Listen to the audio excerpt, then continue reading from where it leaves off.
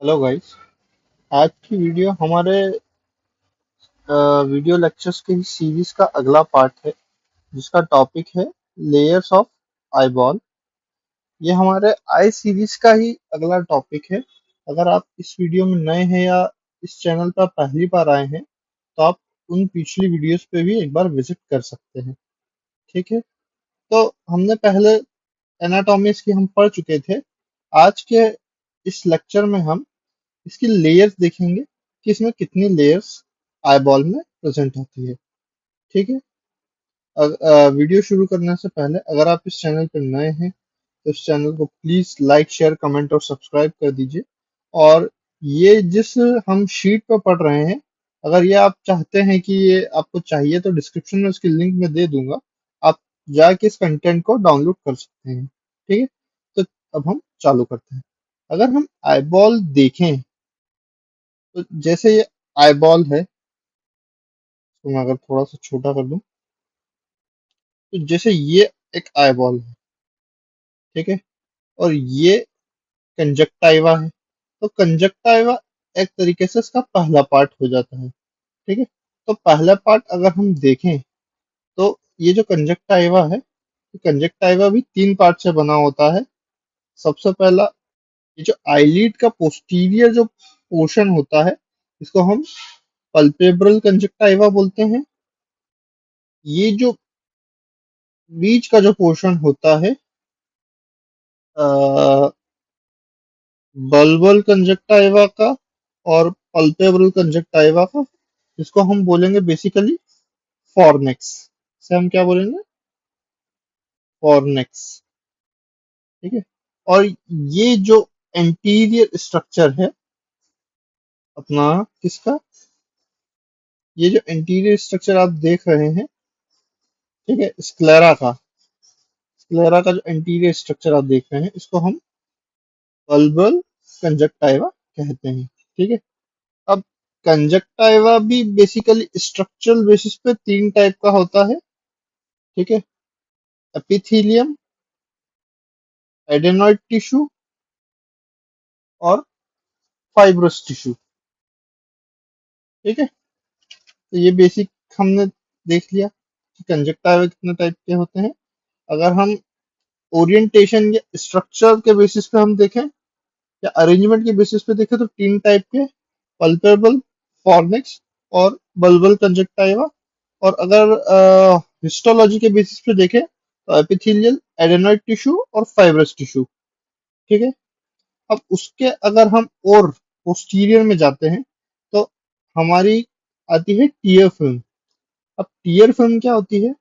तो tier film अगर आप देखें तो आई का जो मॉइस्ट एरिया होता है, या आप देखते हैं कि, अच्छा एक बात मुझे ये बताइए, कभी आपने सोचा है कि आई जो होता है इसमें तो बेसिकली लिक्विड सिक्रीशन होता है, वाटर जो सिक्रीट होता है, तो अगर हम धूप में जाएं तो ये इवोपोरेट क्यों नहीं होता? ये तो कभी आपने सोचा होगा। अगर नहीं सोचा तो सोचिए। ठीक है, क्यूरियोसिटी बहुत जरूरी है पढ़ने के लिए, और क्वेश्चंस आने चाहिए। अगर क्वेश्चंस आ रहे हैं मतलब आप सही पढ़ रहे हैं।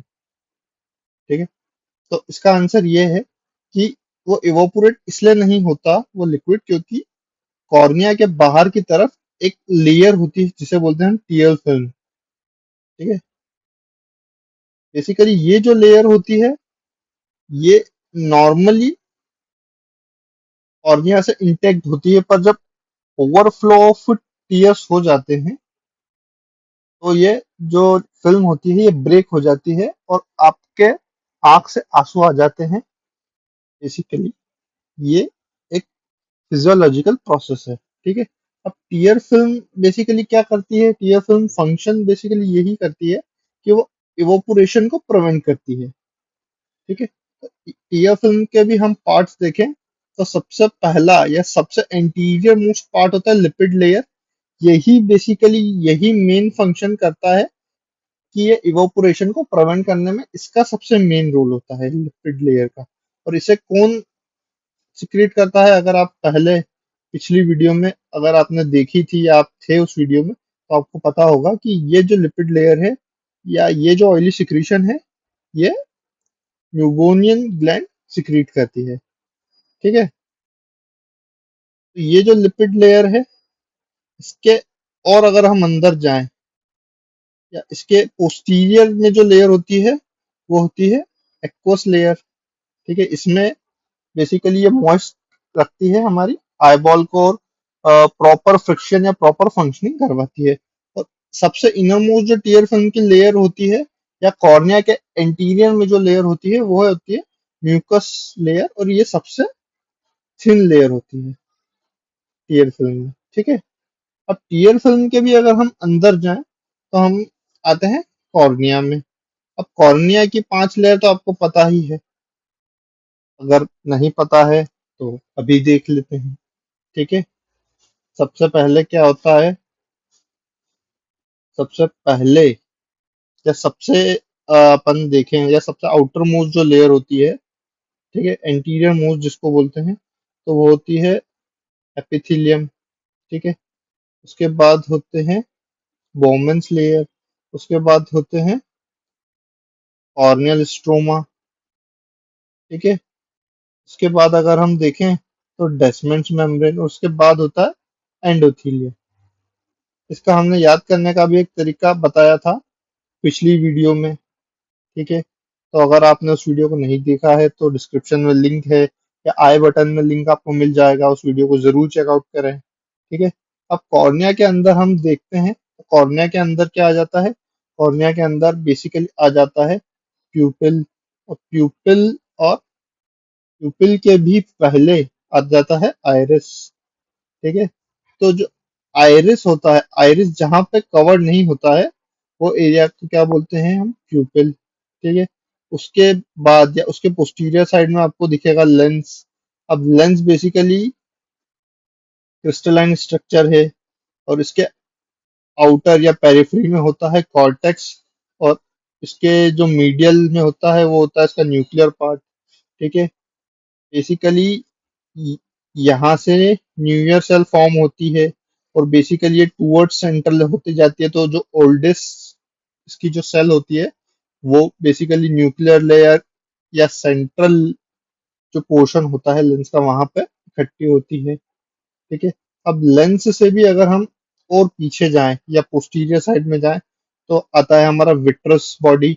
अच्छा, विट्रस बॉडी पढ़ने से पहले हम देखते हैं कि कॉर्निया के बाद एक हमारा होता है एक्वस चैम्बर। अब एक्वस चैम्बर में हमारा क्या रहता है, जल्दी से बताइए। एक्वस ह्यूमर क्या होता है हमारा, एक्वस ह्यूमर। ठीक है, अब विट्रस बॉडी के अगर हम और पोस्टीरियर साइड में जाएं, तो ये होता है रेटिना। रेटिना के और पोस्टीरियर साइड में जाएं तो ये होता है क्या, कॉरॉइड। और कॉरॉइड के भी और पोस्टीरियर में जाएं तो ये होता है स्क्लेरा। ये भी हम पिछले वीडियो में दिखाए थे। अब रेटिना की 10 लेयर्स होती है, वो भी हमने ट्रिक से याद करी थी, तो वो भी अगर आपने वो वीडियो भी नहीं देखी है तो जाके जरूर देखिए। बहुत ही सिंपल ट्रिक है, बहुत ही आसान से आपको याद हो जाएगा। ठीक है, तो सबसे मतलब पीछे की तरफ या सबसे पोस्टीरियर में जो लेयर होती है, वो होती है पिगमेंटेड एपिथेलियम। ठीक है, इसके नीचे क्या होता है, इसके नीचे होता है कोरोइड, और सबसे ऊपर की तरफ जो लेयर होती है वो होती है क्या, इंटरनल लिमिटिंग मेम्ब्रेन। ठीक है, तो हम सबसे नीचे से चालू करते हैं।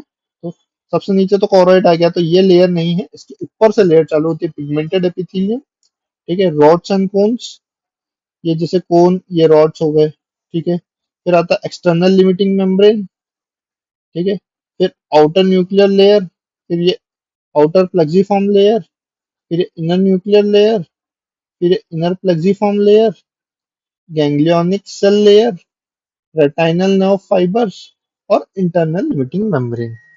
ठीक है, फिर आ जाता है ऑप्टिक डिस्क, और ऑप्टिक डिस्क से जो नर्व है वो आई से बाहर चले जाते हैं, नर्व सिग्नल लेके ब्रेन की तरफ। ठीक है, तो ये बेसिकली लेयर्स थी, जिन्हें बेसिकली कुछ कंफ्यूजन रहता है कि इसमें क्या क्या लेयर्स होती है, कौन कौन सी लेयर्स होती है।